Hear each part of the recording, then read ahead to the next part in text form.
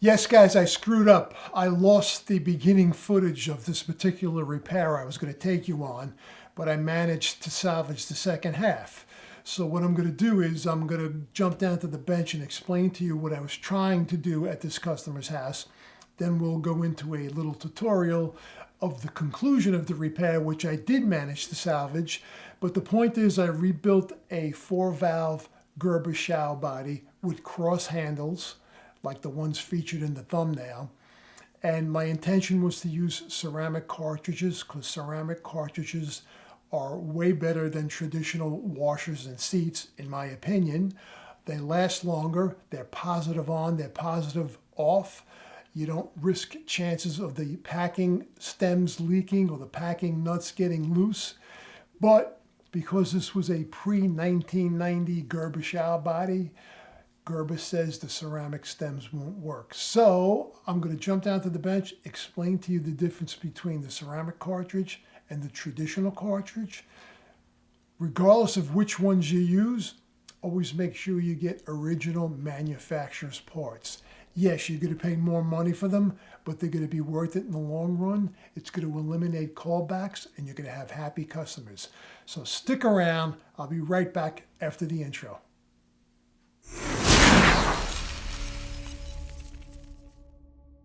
All right, so obviously you're looking at a 3-valve shower body because I don't have a 4-valve shower body, but I want to explain to you what the original call was when he called up and said he felt he was getting a leak actually down to the ceiling below where the tub was. So when he turned either the hot or the cold on the bottom or the top, again, it was a 4-valve shower body, so you had hot and cold for the bottom, hot and cold for the top. There was no diverter. So they would turn them on and the water would pour out of all these chrome sleeves. It would just pour out, work its way back. And I'll show you upstairs when you look at the screencast tutorial, the holes that were around these sleeves. And so, we decided to, actually, I wanted him to put a new shower body in, couldn't afford it. The next best thing was to rebuild it. And what I wanted to do was use ceramic disc cartridges, but I couldn't because it was a pre-1990 Gerber shower body, and I'll explain that to you when we get down to this ceramic cartridge. But essentially, I had to dismantle everything, and I have everything loose here, but took the flanges off, took the sleeves off, and I took the stem out, and I actually backed everything off. Took it all off. This is a traditional stem. Now this is an older Gerber stem. If you look at the stems of today, they don't look like this. They're a little different looking.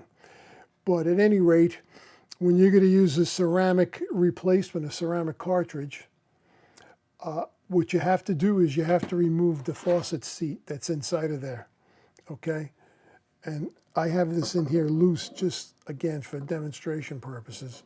So I'm going to take it out and then we're going to jump down. I'll show you the difference between the ceramic stem and the traditional stem. And let's see if I can get that. Yeah, so there's the faucet seat that you would normally keep in on a traditional, washer style stem. And let me jump down and I'll show you the ceramic stem and the differences and why Gerber, when I called up Gerber, they asked me what year the body was put in. I really had no idea. I think it was the 1960s. So he told me it's not going to work. So let me drop down to the bottom here. I'll reposition the camera and show you the difference between the ceramic cartridge and the traditional washer style stem. All right, let me bring up a ceramic disc cartridge. This is a Gerber original part ceramic disc cartridge. And for those of you who want to know, that is the model number. Listen, I'll leave links for everything in this video down below the video. So if you're interested in anything, just go down below and I'll leave you the necessary links to everything you see here. So, no packing nut. which is a beautiful thing. There's an internal O-ring in here which prevents the water from coming out, so you don't have to worry about packing it, repacking it, etc. It's positive on, positive off action. Quarter turn. It's just like a ball valve. You know, so people can't squeeze the washers and beat the bejesus out of them. Well, you'll have to start replacing washers. And this actual gasket here would actually sit up against where the seat for the traditional stems gets screwed into. It actually sits up against the back of the shower body. But according to Gerber, pre-1990, the shower bodies were machined differently. So when you screw this stem all the way in, now keep in mind you have to take the faucet seat out. But even with the faucet seat out, this doesn't quite reach the back of the body, thereby causing the water to leak out. So that's why you can't use them. The newer versions, or post-1990, those bodies were machined differently, where this was able to sit nice and tight up against where that seat got screwed into, and that would create the seal. So I'm going to take you down on the bench, and I'll show you the difference between this and the traditional stem here. But here, real quick, let me take the two of them up here, and you could see. So obviously the one with the washer requires a faucet seat, and the ceramic version does not. Let me just drop down to the bench here, and I'll show you why that is. All right, before I drop down, real quickly, if you're going to replace a traditional stem with a ceramic stem, obviously you're going to have to take the handle off, take the sleeve off, take the escutcheon off. You're going to use your, in this case, this is an older stem here. I'll show you. Let me take this out. I only have it hand tight. So this is an old stem. And in this case, I believe, yeah, this is, if you can see the marking on there, it's 1 5/32. I haven't seen one of these in a while. This shower body's old. It's been sitting in my shop a long time. So you're going to take the stem out. Then you got to go in there and you got to take the seat out. Now, I have everything loose, so, but you're going to have to go in there and, you know, if you have to hit it with a hammer to get it seated correctly, you'll do what you have to do. You're going to take the seat out. You're going to remove it. This can't stay in there with a ceramic cartridge.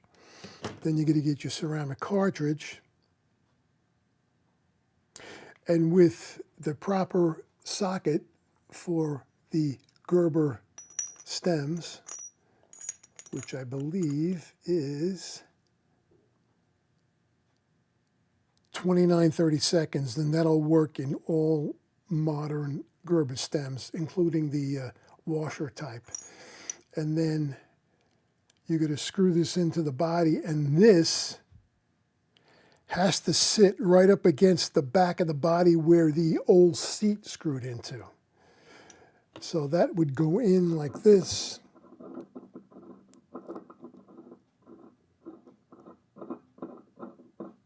And assuming this is a post-1990 shower body, and you got this whacked up all the way, you have now converted from a traditional stem to a ceramic stem. But in the case of the job that I was working on, that wasn't the case, so I couldn't use these. I had to go back to traditional stems. All right, let me take this out, and I'll just show you down here on the bench what has to happen in order for this ceramic cartridge to work. So I don't know if you can see this, but the one on the right is the traditional stem, and underneath it I have the seat. This is the seat that would normally be inside the body. On the ceramic side, if you can look at, that goes all the way to the back of where the seat screws into the body. And as long as they're compatible in terms of depth, these ceramic cartridges will work. Now, it might appear that this ceramic, the tip of this stem is just a slight bit shorter than the traditional stem, but that's okay. Just as long as the back of the stem or the internal part of the stem sits flush, completely flush and tight up against where the seat of the traditional style stem screwed into the back of the shower body, it'll work. But again, I actually screwed one ceramic stem inside of the 4-valve shower body on the job that I was on. I removed the hot water side of the lower bathtub faucet. I installed one ceramic stem, left it in the off position, and I went downstairs, turned the water back on again. When I was coming up the stairs, the water was running, just running on. And the stem was in the closed position.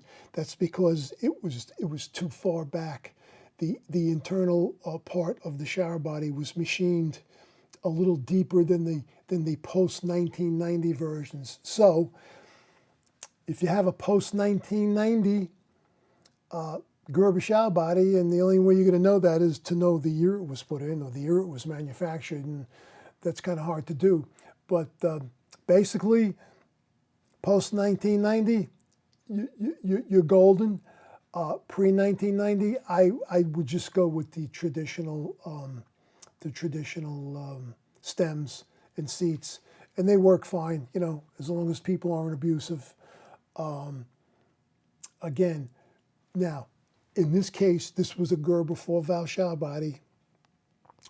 All stems opened to the left, and they all close to the right, okay? And traditionally what that is, it's a hot water stem. If you look at this ceramic cartridge here, this is a hot water ceramic cartridge. So I ordered 4 of them because they were they were cross handles. The original faucet was cross handles like you saw in the thumbnail of this video. You know, I had exchanged them. I had new fluted handles. I put the new fluted handles on there. And again, open to the left, close to the right. Open to the left, close to the right. Those are hot water stems. So I got 4 identical stems. Now, if you, by some chance, have lever handles or handles that are facing in opposite directions, you would have to get a hot and a cold because they're opposite. They close and open in different directions. So that's something to keep in mind. So with that, let me now take you to the screencast of the conclusion of the job I was on and screwed up some of the video footage on. Again, apologies. And yeah, I'll show you how this whole thing ended up and got done. All right, guys, I don't care what manufacturer you're using, but I highly recommend you get original OEM parts. This kit here ran me about 70 bucks. You can get them for 50 bucks, 40 bucks at the home centers, but I highly recommend you use original manufactured parts. You won't be sorry. It's worth the investment. So before I actually put the stems in, I get the seats, and most times I use the silicone lube, the clear silicone lube. But in this case, I just happen to have my Megalock pipe joint compound handy, so I use it. I put it on the seat before I actually install the seat into the faucet. And that's basically for lubricity, just so it goes in. And in this case, you know, the pipe sealant, you know, acts as a insurance policy. Next, I have the original stem here. This is an original Gerber stem, and as I do with all my stems before I put them in, I check the packing nuts, and I also put my clear silicone lubricating grease on top of the graphite packing, followed by the packing nut, which I actually will snug up pretty snugly, so I get a nice feel in the stem. And then I'll take some of that excess grease, as you see here, or, you know, whatever more I might need, and I wipe that on the external threads where those chrome sleeves are going to be installed, because that just ensures that those sleeves will come off in the future. And then I'll also put some around the threads where the stem actually screws into the shower body. And then I'm going to follow that up with a washer. There's a nylon washer that comes with these stems, and that has to go on there. So make sure you put this washer on there. A lot of times when you take the old stems out, this washer remains in the body. Just make sure you get the old one out before you install the stem back in. And then I'm going to go and get my socket, my deep socket, which is, in this case, I believe it's a 29-32 socket. Now, actually, in this case here, I really didn't need the socket because I was able to grab the stem because it's stuck outside the wall. But 29-32, that is the size. And as you can see here, I got everything in. And now what I'm doing is I'm actually testing. I'm testing, the repair. I'm turning on the hot water and the cold water. And as you can see here, I'm going to get some dirty water out of here. It's probably from the hot water heater, that brown water. And yeah, I just wanted to run everything to make sure everything's looking good. So I did the bottom first, and then I took that shower head. I actually forgot that the head was up in the holder, and I took a little bit of a bath. And I got that down, and I'm going to turn the shower on now.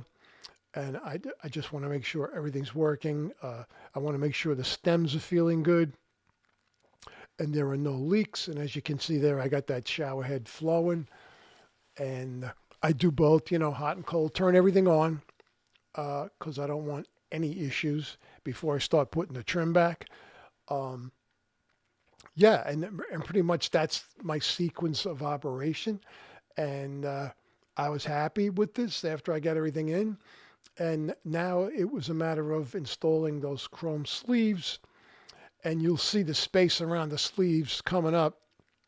And as always, I use my PhenoSeal vinyl adhesive caulk to seal those openings around those chrome stems. And you'll see that coming up in the next frame here. I have them all sealed up nicely. Very happy with that.